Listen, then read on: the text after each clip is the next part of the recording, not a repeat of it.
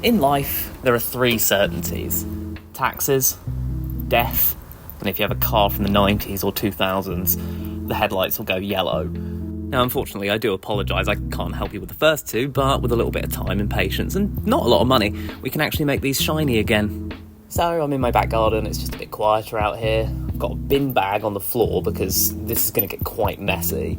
And I've taken the headlight off the car. This is optional, you don't have to do that. You can mask up the entire area. I just think that this is easier, so that's why I'm doing it this way. Right, let's get stuck in with the sandpaper. Here I'm going over the whole headlight with the 180 grit, wet sanding it using a mixture of soap and water. And this just takes a lot of patience. I'm going to be getting all of that orange haze off and all of the old clear coat that I put on there years ago that has started to fail and crack. And it's just going to take a lot of elbow grease. I've got to go over the whole thing and make sure that the entire thing is sanded back smooth. Right, so I finished up with the 180. I'm a mess. This looks a mess. But we're going to move on to the 600 now.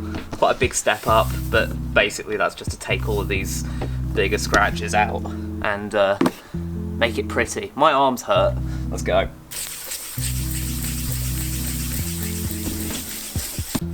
And there we have it.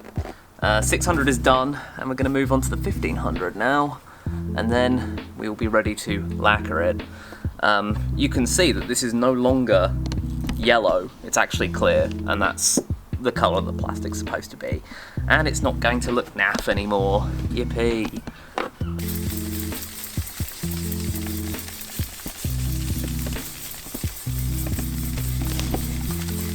And one final lesson I learned from when I was younger: UV resistant lacquer this time hopefully should last a bit longer. Let's go, give it a coat. Oh yes. Right, so I've given it about a week and here are the results. I've let the lacquer harden up. I'm not too happy with the way that it's cracked on the top. It doesn't look £1,000,000, but it certainly doesn't look too bad for 10 either.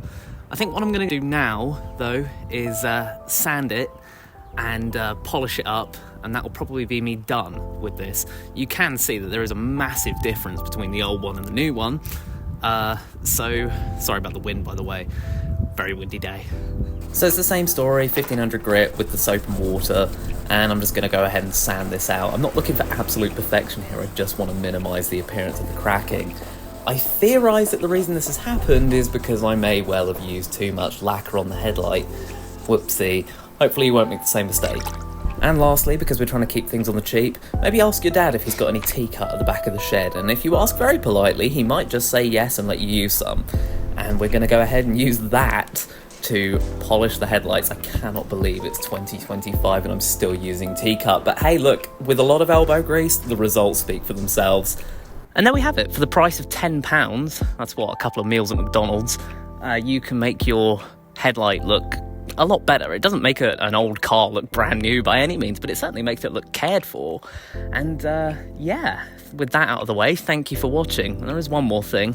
It's time to do some e-begging. See, I've just hit 500 subscribers and I would like to do a Q&A. So if you're interested in asking me any questions, could be about this, could be about anything to do with the channel, me, the car, anything, go ahead and drop it down there. And I would like to answer as many as possible. So yes, thank you for watching.